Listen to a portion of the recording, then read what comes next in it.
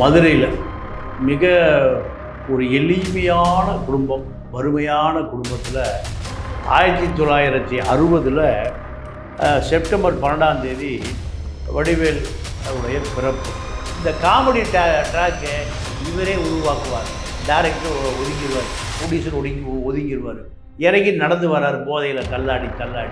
அப்படி வருகிற பொழுது எவன்டாக கார் நிறுத்தியிருக்கான், யார் எல்லாம் அவன் வீட்டுக்கு முன்னாடி கூட நிறுத்த வேண்டியதானே. 2016 வரைக்கும் இவருக்கு சினிமா வாய்ப்பே.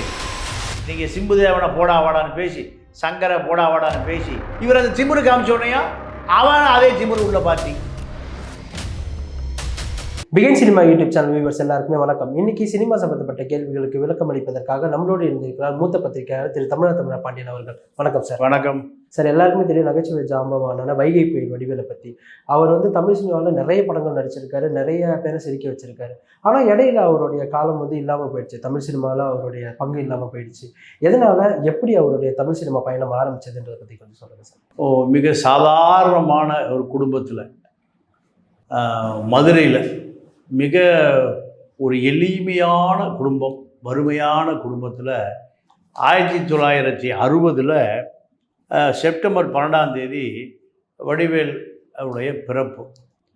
அப்பா நடராஜன் பிள்ளை, அம்மா பாப்பா என்ற சரோஜினி இவருடைய மகனாக பிறக்கிறாரு. இவருக்கு மனைவி பேர் விசாலாட்சி, 3 பெண் குழந்தைகள், ஒரு பையன் பேர் சுப்பிரமணி. இதுதான் இவருடைய பிறப்பு ஒட்டி உள்ள உறவுகள், நட்பு வட்டாரங்கள். அப்போ இவர் ஆரம்பத்தில் சினிமா ஆர்வம் உள்ள ஒரு நபராக இருந்திருக்கார். நாடகத்தில் நடிப்பது, கதை வசனம், இப்படி. அதே போல் நீங்கள் மரண வீடுகளில் ஆர்வ மிகுதியால் நடனம் ஆடுவது, இப்படி இருந்த வடிவேலு ராஜ்கிரண் ஒரு பட விநியோகஸ்தகர் எங்கள் மதுரையில். அப்புறம் அவருடைய அலுவலகத்தில் உதவியாளர். இதுதான் இவருக்கான சினிமா தொடர்பு. அப்படி இருந்தவர் ராஜ்கிரண் என்ன பண்ணுறாரு, விநியோகஸ்தத்தை மூடிட்டு சென்னை செட்டில் ஆகிறார். வருகிற பொழுது தன்னுடைய உதவியாளரை கூப்பிட்டு வர்றார். ராஜ்கிரண் அலுவலகத்தில் உதவியாளர். அப்போ அந்த உதவியாளரோடு சென்னைக்கு வர்றாரு. தன்னுடைய சென்னை அலுவலகத்திலையும் அவர் உதவியாளராக இருக்கார்.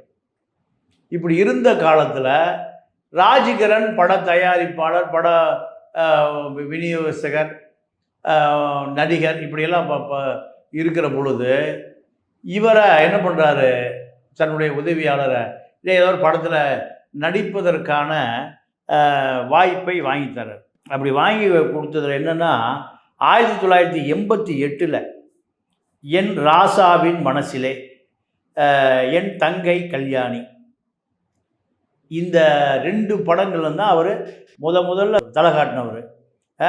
அப்புறம் கஸ்தூரி ராஜா டைரக்ஷனில் ராஜ்கிரண் கதாநாயகன்.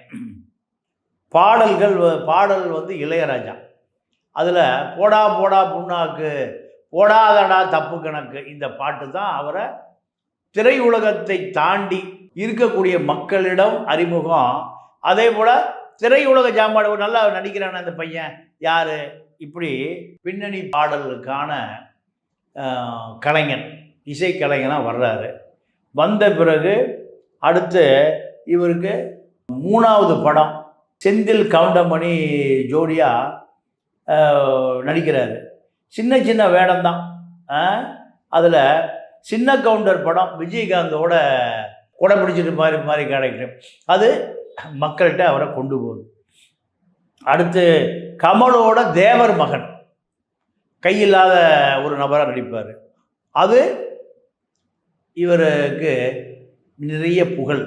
தேவர் மகன் படத்தில் தான் கமலஹாசன் அதில் கூட சொல்லுவார், நீங்கள் சிவாஜியோடு நடிப்பதற்கு அதுக்கு வாய்ப்பு. புதுமுகம் சிவாஜி இறந்து கிடப்பார். சங்கிலி முருகனும் வீட்டு வேலையாளான வடிவேலும் அழுவதை போன்ற ஒரு சீன். இவங்க 2 பேரும் அழுகிறத பார்த்து சிவாஜி நடிப்பிசை தலைவர், நடிப்புக்கே அவர் தான் இலக்கணம்.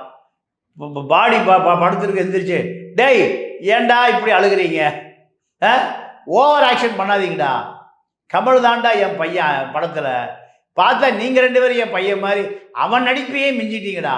யார் சொல்கிறா? சிவாஜி எடிட்டர் பிசி ராமன் கூப்பிட்டு சொல்கிறாரு, எப்படிங்கிறாரு, இது ரொம்ப ஓவராக இருக்கு, கமல் என் பையன் நடிப்பை இவனை தூக்கி சாப்பிடுவானு போல் இருக்கு, அதனால் அதை வெட்டிருன்ட்டார்.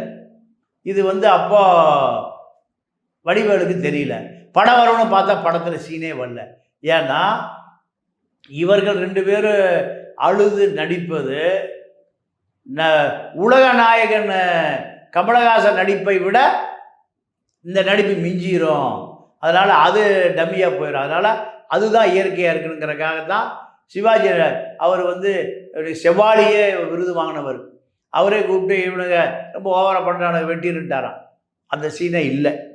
இதுதான் அப்போது நடிப்பதில் சிவாஜியை கமலை மிஞ்சுகிற ஆளாக இருந்திருக்கார்.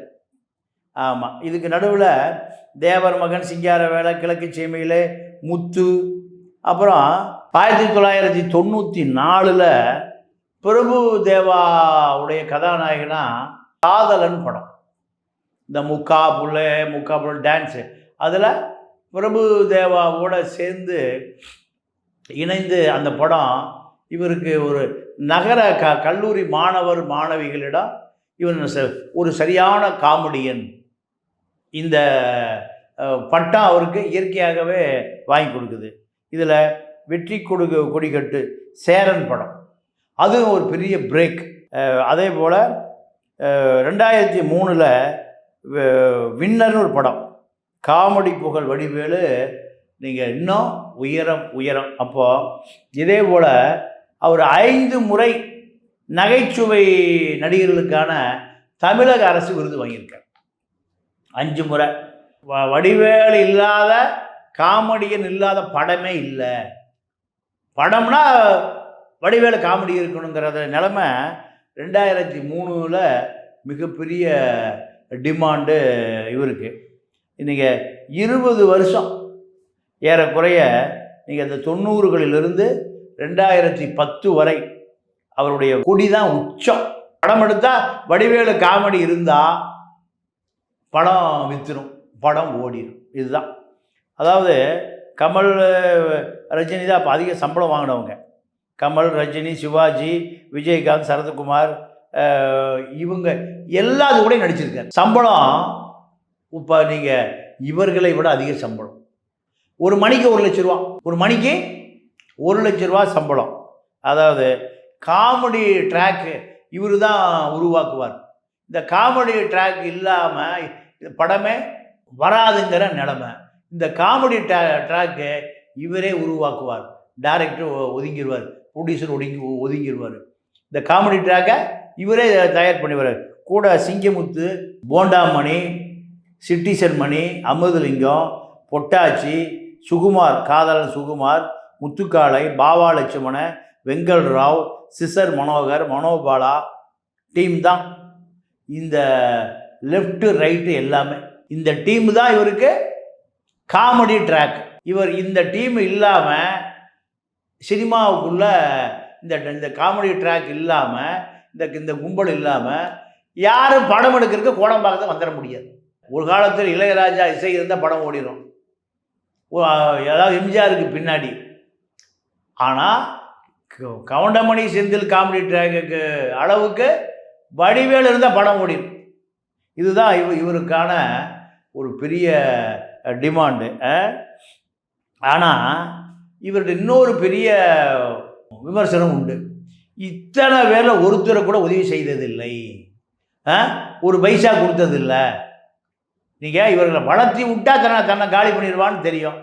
கால் வச்சமெல்லாம் இடமெல்லாம் கண்ணி வெடியாக இருக்க அப்படின்னு சொல்கிற வைகை புயல் பொருளாதார ரீதியாக இவர்களுக்கு எந்த உதவியும் செய்யலை. விவேக் மயில்சாமி தானம், தர்மம், ஊருக்கு உதவுகிற குணம், இப்படி நிறைய உதவி செய்வார். அதனால் அவரை பொறுத்த வரைக்கும் மயில்சாமி, விவேக் 2 பேருமே நிறைய பேருக்கு உதவி செஞ்சாங்கன்னு அவரை இறந்த பிறகும் மறைந்த பிறகு நிறைய சொல்கிறாங்க. ஆனால் இவரை பொறுத்த வரைக்கும் அப்படி இல்லை. அதை இதில் 2010 to 2020 10 வருஷம் சினிமா துறையிலே ஆளை காணோம். சினிமா துறையிலே ஆளை காணோம். என்ன பிரச்சனைன்னு கேட்டால், நீங்கள் விஜயகாந்துடைய உறவினர், நெருங்கிய உறவினர் அக்கா அப்படி யாரோ இறந்துட்டாங்க. இறந்தால் அதுக்கு ஒரே வீதி, விஜயகாந்த் வீடு உள்ளே இருக்குது, வடிவேல் வீடு முன்னாடி இருக்குது. துக்கம் விசாரிக்க வருகிறவர்கள் நிறைய காரில் வந்து அந்த வீதி பூரா காராக நிற்கும். இவர் சாயங்காலம் வீட்டுக்கு வர்றாரு. வீட்டுக்கு வருகிற பொழுது போதையில் வர்றாரு. போதையில் வருகிற பொழுது கார் உள்ளே போக முடியல. உள்ளே போக முடியலன்னு சொன்ன உடனே என்ன ஆச்சுன்னு கேட்டிங்கன்னா, இறங்கி நடந்து போக வேண்டிய தேவை வந்துச்சு. இறங்கி நடந்து வர்றாரு போதையில் தள்ளாடி. அப்படி வருகிற பொழுது, எவன்டா கார் நிறுத்தியிருக்கான், யார் எல்லாம் அவன் வீட்டுக்கு முன்னாடி கூட நிறுத்த வேண்டியதானே, இங்கே ஏன்டா நிறுத்துகிறான்? இந்த சண்டை. அப்போது வீட்டுக்கு முன்னாடி நிற்கிற விஜயகாந்தோடைய உறவினர் காரை, இங்கே காரை முதல்ல எடு, என் காரை விடணும் சண்டை பிடிக்கிறார் டிரைவர்கிட்ட. அவங்களோட சண்டைக்கு போகிறாரு. அவன் அப்படியே ஓடி போய் விஜயகாந்த் வீட்டில் சொல்கிறான். விஜயகாந்த் வீட்டில் சொன்னோன்னையும் விஜயகாந்த் ரசிகர்கள், நீங்கள் அடிதடி ஆள் இருக்கும்ல, அவன் பூரா வர்றான். வந்து தள்ளு முள்ளு சண்டை. கல்லை எடுத்து எங்கே அடிக்கிறான், வடிவேல் வீட்டில் அடிக்கிறான். மேலே தூங்கிட்டு இருந்த வடிவேலுடைய மகள் தலையில் படித்து மண்டை உடைஞ்சு போகுது. படிக்கிற புள்ள மண்டை உடைஞ்ச பிறகு நீங்கள் தையல் போடணும்னா முடியை எடுத்துருவான். முடியை எடுத்து பள்ளிக்கூடம் போக முடியல. இது வடிவேலுக்கு பெரிய வருத்தமாக போகுது. இதை மிக சாதாரணமாக அணுகியிருக்கலாம். குடிச்சிட்டு வந்தாச்சு, பணம் 1 மணி நேரத்துக்கு 1 லட்ச ரூபா வருது. பண திமிரு அதை விட அதிகமாக வந்துடுது. பண திமிரு சாவூட்டில் கொட்டடிச்சிட்டு இருந்த கதையெல்லாம் மறந்து போச்சு. இந்த சினிமாக்காரன் பூராமல் செயற்கையாக இருப்பான். அதில் இயற்கையாக உள்ள ஒரே ஆள் எம்ஜிஆர் தான். ஒரே ஆள் எம்ஜிஆர், என்எஸ் கிருஷ்ணன், இவர்கள் பட்டுக்கோட்டை கல்யாண சுந்தரம், இவர்களெல்லாம் இயற்கையாக வாழ்ந்தாங்க. இயற்கையாக வாழ்ந்ததுக்கு பிறகு இப்போ இருக்கக்கூடிய அந்த வடிவேலு, ரஜினி, கமல், இதில் அஜித்தை நம்ம இயற்கையான ஆளை சேர்த்துக்கலாம்.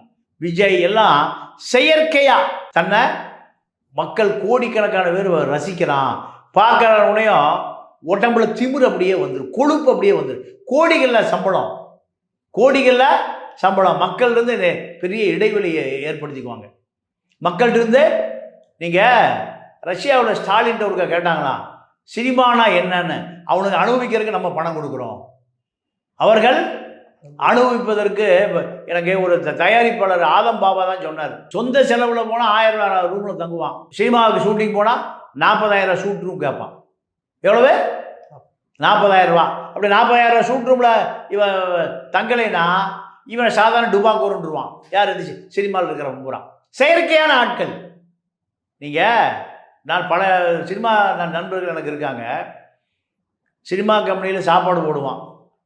பக்கத்தில் முக்கியமான ஆள் இருந்து அவருக்கு நிறைய மீன் கறின்னு வைப்பான். இவனுக்கு சாம்பார் கூட ஊற்ற மாட்டான், பக்கத்தில் தான் உட்காந்து சாப்பிட்டுட்டு இருப்பான்.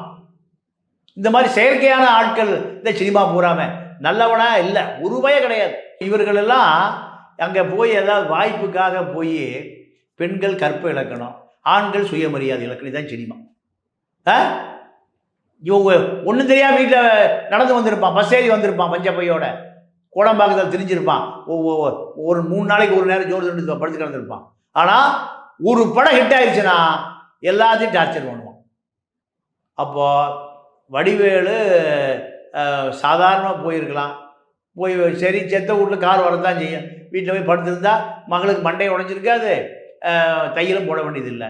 இவர் அந்த திமிரு காமிச்ச உடனேயும் அவன் அதே திமிரு உள்ள பார்ட்டி. யார்? அவர் சாதாரணமாக இருந்தாலும் இன்றைக்கி எங்கே பாண்டிச்சேரியில் மெடிக்கல் காலேஜில் வச்சுருக்காரு. அப்போ சும்மா இருப்பாரா? அவர் அடிக்கத்தான் செய்வார். இந்த சண்டை வந்த பிறகு அவர் அதிமுக கூட்டணியில் சேர்ந்து எதிர்க்கட்சி தலைவர் ஆகிட்டார். இவர் திமுகவில் சேர்ந்து அழகிரி கூட சேர்ந்து இவர் என்ன ஆகிட்டார்? திமுக பேச்சாளர் ஆகிட்டார். திமுக பேச்சாளர் ஆன பிறகு விஜயகாந்த், ஜெயலலிதா 2011 to 2016 வரைக்கும் இவருக்கு சினிமா வாய்ப்பே இல்லை. சினிமா வாய்ப்பு. சினிமாக்காரன் ரொம்ப பயந்தாங்கோழி. ஒரு சின்ன சண்டை கோர்ட்டு வம்பு தும்புனா அப்படியே பயந்து ஓடி போயிடுவான். சினிமாக்காரர்கள் மாதிரி கோழைகள் ஒருத்தர் இல்லை சார். அதாவது ரஜினியை பார்க்கணுன்னு ஒரு பிட் பாக்கெட்டு ரஜினி வீட்டில் ஏறிட்டான். வீட்டில் ஏறி ரஜினி வீட்டில் அந்த செடிக்குள்ளே மறைஞ்சிருக்கிறான். ஒரு 2 நாள் மறைஞ்சிருக்கிறான். பிஸ்கட்டையும் ஃப்ரெண்ட்டும் தின்னுட்டு இப்படியா ரஜினி தொட்டு பார்த்துடணும். அவர் ஜெயிலில் அவன் கூட இருந்த ஒரு ஆள் சொன்ன தகவல். அப்புறம் ரஜினி மேலே வர்றாரு, மாடிக்கு வர்றாரு. வந்தவொடனே வெட்டி குச்சி உள்ளே போயிடுறான். ரஜினி இவரை பார்த்த உடனேயும் பேய் அறிஞ்ச மாதிரி ஆயிடுறாரு. அவனே பிட் பாக்கெட்டு பிளேடை மென்று மூஞ்சி துப்புனான்னா தொடச்சா மூஞ்சி பூரா என்ன ஆயிரும், கரையாயிரும். அதோட 110 கோடி ரூபா கதை முடிஞ்சுது. அப்போ அப்படியே ரோபோ மாதிரி நிற்கிறார் ரஜினி. அவன் என்ன தலைவா என்ன பேச மாட்டேங்கிற, கிள்றான் வைக்கிறான் முத்தம் கொஞ்சம் நிற்கிறார். ரோபோ மாதிரியே நிற்கிறார். அப்போ அவன் சொல்கிறான், என்ன தலைவரா உன்னை பார்க்குற 2 நாளாக அந்த இதுக்குள்ளே ஒளிஞ்சிருந்து புரட்டை தின்னுட்டு 2 நாளாக தண்ணி கூட குடிக்காமல் கிடக்கிற உன்னை பார்க்கணுங்கிற ஒரு ஆசை. நீ என்னை பார்த்து பேச மாட்டேங்கிறியா? 10 நிமிஷம் சுற்றி வரான். அப்படியே உட்காந்துருக்காரு. ஏசியில் வேர்க்குது ரஜினிக்கு. வீரத்தை பாருங்கள். ஓங்கினால அரைஞ்சு தூக்கி போட்டு மிதிச்சு போலீஸுக்கு போட்டு பிடிச்சி கொடுக்க தெரியல. ஏன்னா அவன் ரவுடி கீச்சிடுவான், கீச்சிடுவான். மூஞ்சியில் ஒரு கோடை போட்டானா கதை முடிஞ்சுது. 110 கோடி ரூபா சீனே முடிஞ்சுது. அப்போ அப்படியே உட்காந்துருக்கார். 10 நிமிஷம் கழித்து அவங்க கிளம்பி போகிறான். அப்புறம் தான் ஓடி போய் லதாக்கு தான் கத்தி போலீஸ் அதுக்கெல்லாம் போய் போலீஸ் பிடிச்சி ஜெயிலில் இருந்தான். ஜெயிலில் இருக்கும்போது என்னுடைய நண்பர் ஒருத்தர் ஜெயிலில் இருந்தார், ஒரு அரசியல்வாதி.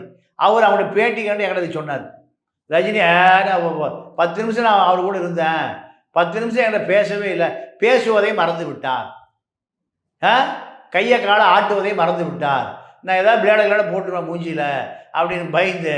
எந்த பீரோவில் இருக்கிறத எடுத்துக்கோ, எதை வேணால் எடுத்துக்கோ, என்ன ஒன்றும் பண்ணிடாத. ஏயா 40 பேரை ஒரே நேரம் குத்துறா, அடிக்கிறா, பரட்டுறா, அதெல்லாம் சினிமாலப்பா, நான் ஒன்றுமே இல்லை, எவ்வளோ வேணால் எடுத்துக்க, பீரோவை திறந்து விட்றேன், கையெழுத்து வேணால் போட்டு தரேன், என்ன எப்போ வேணால் எடுத்துக்க, ஏடிஎம்முக்கு கடையும் தர்றேன், என் மொத்த சம்பளத்தையும் தரேன், என்ன மட்டும் ஒன்றும் மூஞ்சில் பிளேடை போட்டுறாத. இதுதான் அப்போ இவரோட வீரம். அதே போல் ஆக்ஷன் கிங் அர்ஜுன் கடலில் ஒரு ஷூட்டிங் எடுத்திருக்காங்க. 2 போட்டு ஒட்டி நிறுத்திருக்கு. இந்த போட்டும் அந்த போட்டுக்கு வாயானா அடுத்த ஸ்டெப்பு அந்த போட்டில் வைக்கலாம். நான் இந்த போட்டை விட்டு எங்கேயும் வரமாட்டேன். யார்? அர்ஜுன். அவருக்கு பேர் என்ன பேர்? Action king. அப்போ இந்த மாதிரி போலி பிம்பங்கள் தான் சினிமா துறை. அதில் பெரிய போலி பிம்பம் வைகை புயலும் விஜயகாந்தும். உண்மையான நட்பு தெரியாது, உண்மையான மனிதாபிமானம் தெரியாது. இவர்கள் யாரோ ஏழை குழந்தைய படிக்க வைக்கிறாங்களா? அதாவது ஜெயம் ரவியுடைய அப்பா சிங்கப்பூரில் ஒரு படம் எடுத்திருக்கார். அப்போ சிங்கப்பூருக்கு கூட்டிகிட்டு போய் ஷூட்டிங் முடிஞ்சோடனேயும் 1 மணி நேரத்துக்கு 1 லட்ச ரூபா சம்பளம், 1 மணி நேரத்துக்கு 5 மணி நேரம் இருந்து 5 லட்ச ரூபா சம்பளம். அப்போ ஷூட்டிங் முடிஞ்ச உடனேயும் அடிஷனலாக 8 லட்ச ரூபா கேட்டாராம் வடிவேல். என்னன்னு கேட்டாரா? மெட்ராஸ்லேருந்து ஃப்ளைட்டில் வந்தோம்னா 4 மணி நேரம், எங்கே? சிங்கப்பூர்லேருந்து கிளம்பி இப்போ சென்னை வந்ததில்ல, இதில் 4 மணி நேரம் 8 மணி நேரம் எனக்கு வேஸ்ட்டாக போச்சு. ஃப்ளைட்டில் போனதுக்கு நடிப்பு சம்பளம் 8 லட்ச ரூபா எடிட்டர் மோகன்கிட்ட வாங்கியிருக்கார் வைகை புயல் வடிவேலு. இதுதான் திமுக விஜயகாந்தை எதிர்ப்பதற்கு, மக்கள் நல கூட்டணியை எதிர்ப்பதற்கு இவரை பயன்படுத்தி கொண்டது. இவர் தன்னுடைய கோபத்தை தீர்ப்பதற்கு திமுகவை பயன்படுத்தி கொண்டார். ஏண்டா கடலில் கப்பல் ஓட்டுறவர் தான்டா கேப்டன், எந்நேரம் தண்ணியில் அடிச்சுட்டு இருக்கிறவராடா கேப்டன். இந்த வசனமெல்லாம் விஜயகாந்தை நோக்கி யார் சொன்னது? வடிவேல் சொன்னது. 5 வருடம் 10 வருட காலம் யாருமே இவரை சினிமாவுக்கு கூப்பிடவே இல்லை. அதோடு இவர் கதை முடிஞ்சது. அடுத்து நீங்கள் சங்கர் இம்சை அரசன் 2ஆம் புலிகேசன் படம் எடுக்கிறார். அது நல்ல ஹிட்டு. சிம்பு தேவன் படத்தில் 2வது அதே நம்பர், அதாவது இம்சை அரசன் 2ஆம் புலிகேசி 2ஆம் பாகம் 7 கோடி ரூபாய்க்கு ஒரு செட்டு போடுறாங்க. 7 கோடி ரூபாய்க்கு ஒரு செட்டு. 7 கோடி ரூபா செட்டில் இப்போ நான் தான் காமெடி ட்ராக் எழுதுவேன். நீங்கள் சிம்புதேவனை போடா வாடான்னு பேசி, சங்கரை போடா வாடான்னு பேசி அந்த படம் 7 கோடி ரூபா என்ன ஆச்சுன்னா இன்றைக்கு வரைக்கும் அந்த செட்டு குட்டிச்சவராக போச்சு.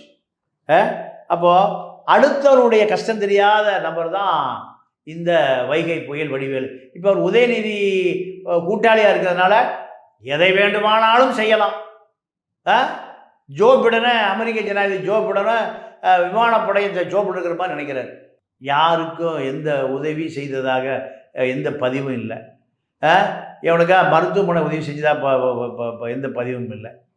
ஆனால் இவர் தன்னுடைய சொந்த மகனுக்கு ஏழை குடும்பத்தில், சொந்தக்கார குடும்பத்தில், அவனுக்கு அங்கே தங்கறதுக்கு வீடு கூட இல்லை, அந்த வீட்டை கல்யாணம் பண்ணியிருக்காருன்னு ஒரு விஷயம் நான் கேள்விப்பட்டேன்.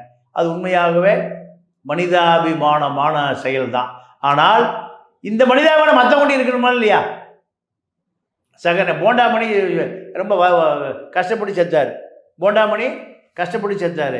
அதே போல் பொட்டாச்சி ரொம்ப வறுமையில் கிடக்காரான். முத்துக்கால, பாபா லட்சுமணன், வெங்கல் ராவ், சிசர் மனோகர், மனோபாலா ரொம்ப வறுமையில் தான் செத்துருக்காரு. இந்த டீமில் ஒருத்தர் கூட ஒரு பைசா கொடுத்து உதவுத அந்த மனமே இல்லைன்னு இவர் மேலே ஒரு புகார் இருக்குது. அப்போ அடுத்து என்னன்னு கேட்டிங்கன்னா, அஜித் 2001 ஒரு படம், டைரக்டர் ஹைதராபாத்தில் ஒரு படம் நடிச்சிருக்காரு. அந்த படத்தில் செல்வராகவன் கூட சண்டை. தனுசு ஒரு படம் நடித்து அதுலேயும் சண்டை. செல்வராகவன் கூட ஈகோ சண்டை. அதாவது சரத்குமார், பார்த்திபன், ரஜினி கூட சந்திரமுகி நடிக்கும்போது கூட நீங்கள் பெரிய ஈகோலாம் வந்திருக்கு. சூர்யா கூட சண்டை, எல்லாத்துக்கூடையும் சண்டை. ஏன்னா இது நான் ஒரே விஷயம் எப்படி பார்க்குறேன்னா, பணத்திமிரு தான். பணம். மணிரத்னனுடைய அண்ணன் ஜி வெங்கடேசன் ஒரு படத்துக்கு 5 லட்ச ரூபா அட்வான்ஸ் கொடுத்துருக்காரு. அவர் பாவம் அன்பு செல்லியம் பயந்து சூசைட் பண்ணி செத்து போயிட்டார்.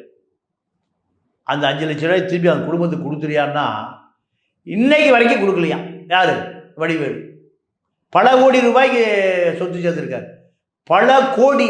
நீ இடம் அப்போ இறந்து போன மணிரத்னம் குடும்பத்துக்கு ரொம்ப கஷ்டத்துக்கு இருக்காங்க. 5 லட்ச ரூபா நடிகர் சங்கம் சொல்லியும் பணமே கொடுக்கல. ஏன்னா ஒன்னே டிராஃபிக். பணம் வாங்கினா யாருக்கும் திருப்பி கொடுப்பதில்லை, எந்த உதவியும் செய்வதில்லை. சிங்கமுத்து கூட ரியல் எஸ்டேட் பண்ணி சிங்கமுத்து பல லட்சத்தை ஆட்டையை போட்டு போயிட்டார். அழுத்த காரனுக்கு புழுத்த கத்திரிக்காய் தான் கிடைக்குன்னு. அதே மதுரை வடிவேலை, அதே மதுரை சிங்கமுத்து பல லட்சத்தை இது இல்லாத சுடுகடெல்லாம் கரை பண்ணி தர்றேன்னு சொல்லி இப்போ பல கோடியை ஏமாற்றிட்டு போயிட்டார். ராதா ரவி கூட சண்டை. இப்போ நடிகர் சங்கத்தை ராதா ரவி எதிர்ப்பதற்காக விஷால் குழுவில் போய் சேர்ந்துருக்காரு. அதாவது தயாரிப்பாளர் சங்கத்தை பொறுத்த வரைக்கும் எந்த கட்ட பஞ்சாயத்துக்கு போனாலும் திமுக பின்னணியில் இருக்கிறதுனால, யோ போங்கய்யா, நடிகர் சங்கமாவது கத்திரிக்காய் சங்கமாவது, நடிகர் சங்கமாவது இது தயாரிப்பாளர் சங்கமாவது, ஏன்னா பின்னணி திமுக இருக்குல்ல. பூச்சி முருகு இருக்காரு, உதயநிதி இருக்கு. அதனால் யாரையும் மதிப்பதில்லை. இதுதான் இப்போ வடிவேல் மேலே உள்ள புகார். அதே போல் ஒரு காலத்தில் மதுரையில் இருக்கும்போது அம்பிகா ராதா படம் நடித்தா டூரிங் டாக்கீஸில் உட்காந்து ஆளாக பார்த்துருவார். நடிகரான பிறகு பல லட்சம் சம்பளம், பல கோடி சம்பாதிச்ச பிறகு அம்பிகா ராதா 2 பேரையுமே 2 பேருடைய அந்த புறத்தில் இவர் விளையாண்டுருக்கார். காசை தூக்கி எறிஞ்சு அம்பிகா ராதா எல்லாம் சாதாரணம் இருக்குது. கோவை சரளாவோட சண்டை. ஏன்னா கோவை சரளா ஒரு நல்ல நகைச்சுவை நடிகை. அந்த அம்மாவோட ஈகோ, பொடி வாடி ஆடா அதான் இதான்னு சொல்லி நீங்கள் இந்த காமெடி உலகம் பூரா தயாரிப்பாளர், சக நடிகர், கதாநாயகன் அத்தனை பேர் கூடயும் ஒரே முரண்பாடு. இதுக்கு பின்னணியில் பணம் ப்ளஸ் திமுக அதிகாரம் இருக்குது. யார் கேட்ட முடியும்? அப்போது இவரை பொறுத்த வரைக்கும் கொரோனா வெள்ளம் வந்தது, எந்த காலத்துலேயும் யாருக்கும் எந்த உதவியும் செய்யவில்லை. இதுதான் இவர் மேலே உள்ள புகார். நீங்கள் ரஜினி, கமல், விஜய் இத்தனை பேர் கூட நடிச்சிருக்கார். ஆனால் எந்த சக கலைஞனுக்கும் எந்த உதவியும் எந்த காலத்திலையும் செய்வது மருந்து கூட கிடையாது. கலைஞர் இருக்கிற போது கலைஞருக்கு நெருக்கம், அழகிரி இருக்கிற போது அழகிரியோட நல்லா நெருக்கம், ஸ்டாலினோட நெருக்கம், உதயநிதியோட நெருக்கம். இதுதான் இப்போ இவருடைய பல கோடி ரூபாய் சொத்துக்கள். நீங்கள் இப்போ திரைப்படத்துறையில் ரீஎன்ட்ரி. கெட்டவன் என்பதா நல்லவன் என்பது ரெண்டு விஷயத்துக்குமே விஜயகாந்தை எதிர்த்ததில் சுயமரியாதைக்காரன் தான், அதில் மாற்று கருத்தே இல்லை. வேற யாரும் இருந்தால் விஜயகாந்த் பயந்து போயிருப்பாங்க. விஜயகாந்தை நேரடியாக எதிர்த்ததில் உண்மையாக வீரம்தான், நான் பாராட்டுறேன். ஆனால் நீ சக கலைஞர்களுக்கு, சக திரைப்பட தொழில்நுட்ப உதவியாளர்களுக்கு நீங்கள் ஏதாவது உதவி செய்யணுமா இல்லையா? ரஜினி செய்கிறதே இல்லை, சிவாஜி செய்யலை, கமல் செய்யலை, யாருமே செய்யலை. நீ அடித்தளத்திலிருந்து வந்த ஒரு நபர், நீ சக கலைஞர்களுக்கு மருத்துவ உதவி, கல்வி உதவி, இப்படி பல உதவிகளை செய்வதற்கு ஒரு அறக்கட்டளை வச்சு நீங்கள் யார் சிவகுமார் குடும்பம் செய்யுது. அதே போல் ஒரு அறக்கட்டளை மூலம் பல உதவிகளை செய்வாங்கன்னு அந்த திரைப்படத்துறை எதிர்பார்க்குது. எந்த உதவியும் இன்னைக்கு வரைக்கும் அவர் செய்யவே இல்லை. இது அவர் மேல் உள்ள எதிர்மறையான விமர்சனம். இன்னைக்கு வடிவேலை பற்றி எங்களுக்கு தெரியாத நிறைய விஷயங்களை எங்களோட பகிர்ந்ததுக்கு ரொம்ப நன்றி. நன்றி, வணக்கம். இந்த வீடியோ உங்களுக்கு பிடிச்சிருந்தா லைக், கமெண்ட், ஷேர் பண்ணிக்கோங்க. இதே போன்ற வீடியோக்களை தொடர்ந்து பார்க்க பிகின் சினிமா யூடியூப் சேனலை சப்ஸ்கிரைப் பண்ணிக்கோங்க.